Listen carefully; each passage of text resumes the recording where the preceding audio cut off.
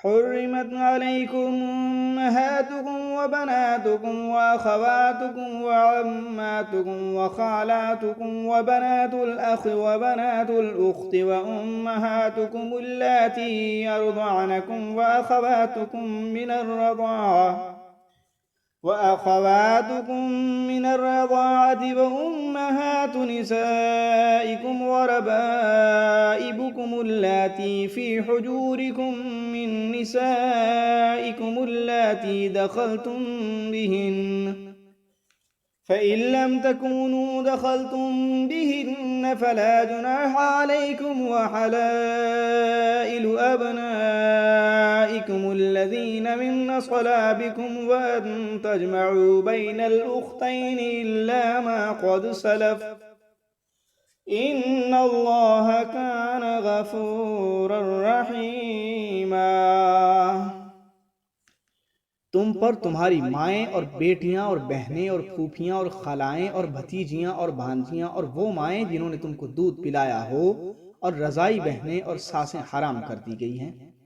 اور جن عورتوں سے تم خلوت کر چکے ہو ان کی لڑکیاں جنہیں تم پرورش کرتے ہو وہ بھی تم پر حرام ہیں۔ ہاں اگر ان کے ساتھ تم نے خلوت نہ کی ہو تو ان کی لڑکیوں کے ساتھ نکاح کر لینے میں تم پر کچھ گناہ نہیں، اور تمہارے سلبی بیٹوں کی عورتیں بھی،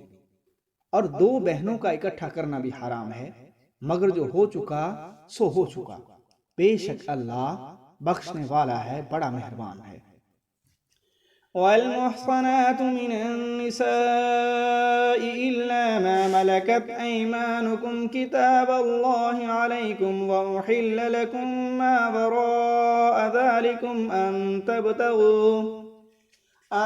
تبتغوا بأموالكم محصنين غير مسافحين، فما استمتعتم به منهن فآتوهن أجورهن فريضة، ولا جناح عليكم فيما تراضيتم به من بعد الفريضة، إن الله كان عليما حكيما۔ اور شوہر والی عورتیں بھی تم پر حرام ہیں مگر وہ جو قید ہو کر باندیوں کے طور پر تمہارے قبضے میں آ جائیں، یہ حکم اللہ نے تم کو لکھ دیا ہے۔ اور ان محرمات کے سوا دوسری عورتیں تم کو حلال ہیں، اس طرح سے مال خرچ کر کے ان سے نکاح کر لو، بشرطے کہ نکاح سے مقصود عفت قائم کرنا ہو، نہ کہ شہوت پرستی۔ تو جن عورتوں سے تم لطف اندوز ہوئے ان کا مہر جو مقرر کیا ہو ادا کر دو، اور اگر مقرر کرنے کے بعد آپس میں رضامندی سے مہر میں کمی بیشی کر لو تو تم پر کچھ گناہ نہیں، بے شک اللہ سب کچھ جاننے والا ہے، حکمت والا ہے۔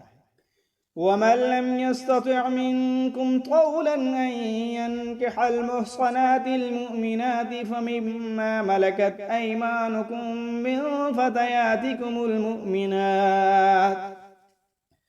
والله أعلم بإيمانكم بعضكم من بعض،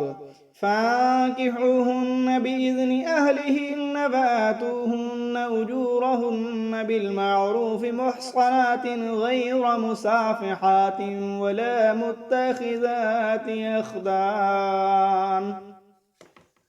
فإذا أحصن فإن أتين بفاحشة فعليهن نصف ما على المحصنات من العذاب، ذلك لمن خشي العنة منكم، وأن تصبروا خير لكم، والله غفور رحيم۔ اور جو آزاد عورتوں سے نکاح کرنے کا مقدور نہ رکھے تو مومن باندیوں ہی سے جو تمہارے قبضے میں آ گئی ہوں نکاح کر لے، اور اللہ تمہارے ایمان کو اچھی طرح جانتا ہے، تم آپس میں ایک دوسرے کے ہم جنس ہو، پھر ان لونڈیوں کے ساتھ ان کے مالکوں سے اجازت حاصل کر کے نکاح کر لو، اور دستور کے مطابق ان کا مہر بھی ادا کر دو، بشرطے کہ وہ پاک دامن ہوں، نہ ایسی کہ کھلم کھلا بدکاری کریں اور نہ در پردہ دوستی رکھنا چاہیں۔ پھر اگر وہ نکاح میں آ کر بدکاری کا ارتکاب کر بیٹھیں تو جو سزا آزاد عورتوں کے لیے ہے اس کی آدھی سزا ان کو دی جائے، یہ باندی کے ساتھ نکاح کرنے کی اجازت اس شخص کو ہے جسے گناہ کر بیٹھنے کا اندیشہ ہو، اور یہ بات کہ صبر کرو تو تمہارے لیے بہتر ہے، اور اللہ بخشنے والا ہے، مہربان ہے۔